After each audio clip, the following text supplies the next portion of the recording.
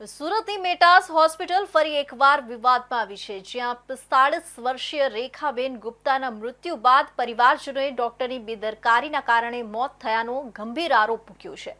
પાંડેસરા નિવાસી રેખાબેન, જેમને લાંબા સમયથી હૃદયની બીમારી હતી અને ઝાડાની તકલીફના કારણે 18 દિવસથી હોસ્પિટલમાં દાખલ હતા.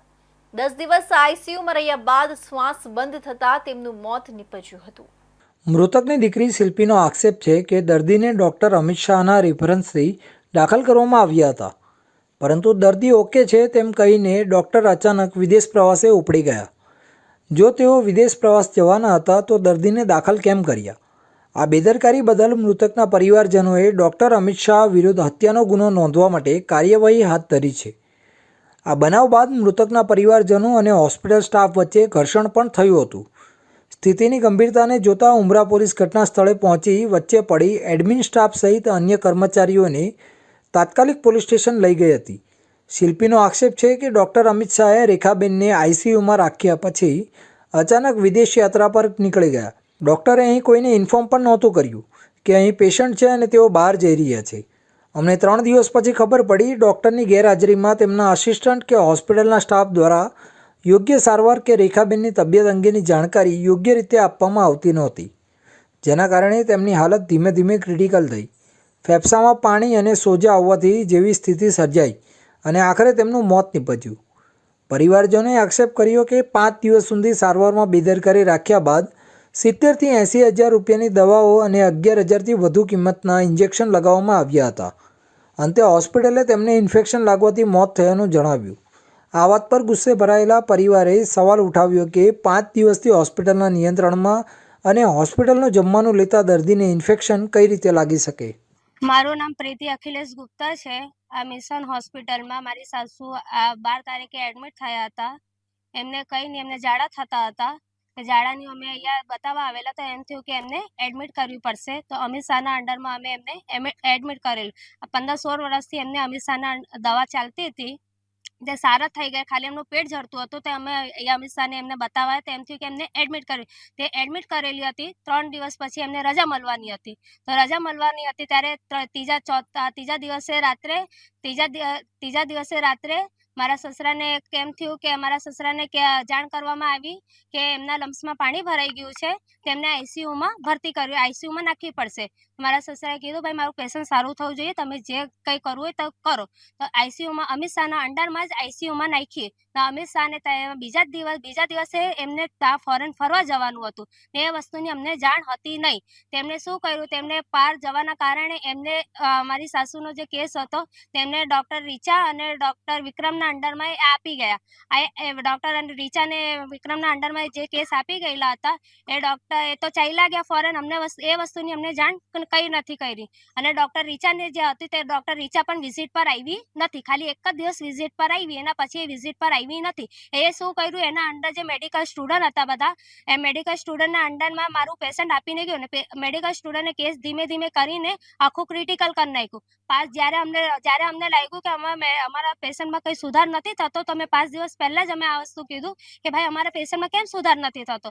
તો તેમણે કીધું કે ધીમે ધીમે થઈ જશે, તમે મેડિસિન 11-12 હજારની એક ઇન્જેક્શન બધું મંગાવતા હતા.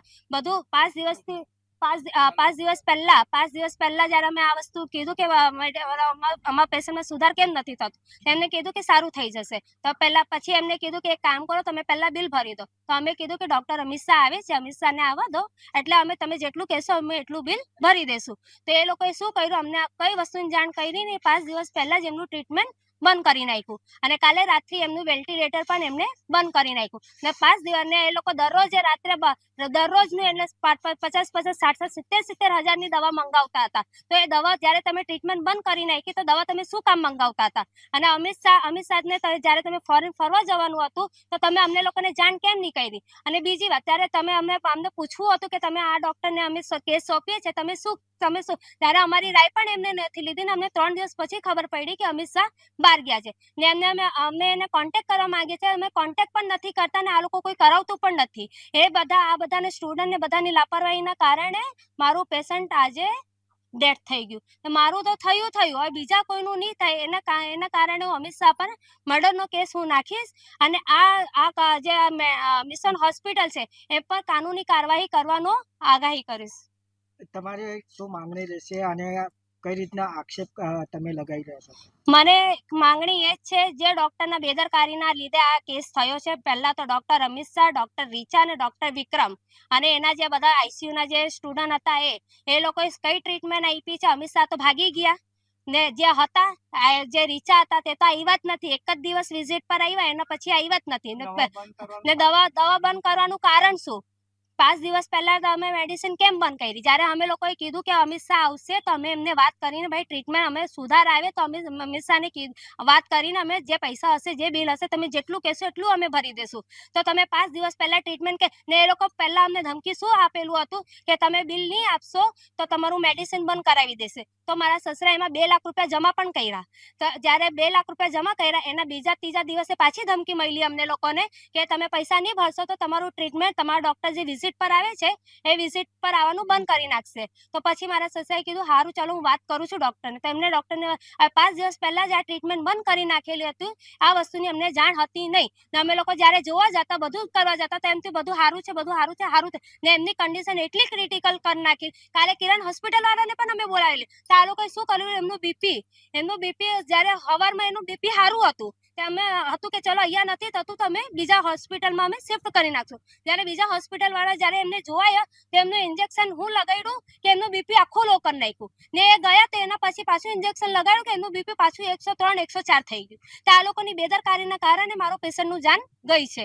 આ ગંભીર આક્ષેપોને પગલે હોસ્પિટલના સ્ટાફ અને પરિવારના સભ્યો વચ્ચે ઘર્ષણ સર્જાયું હતું. પરિસ્થિતિ નિયંત્રણ બહાર જતાં તાત્કાલિક ઉમરા પોલીસ સ્ટેશનને જાણ કરવામાં આવી.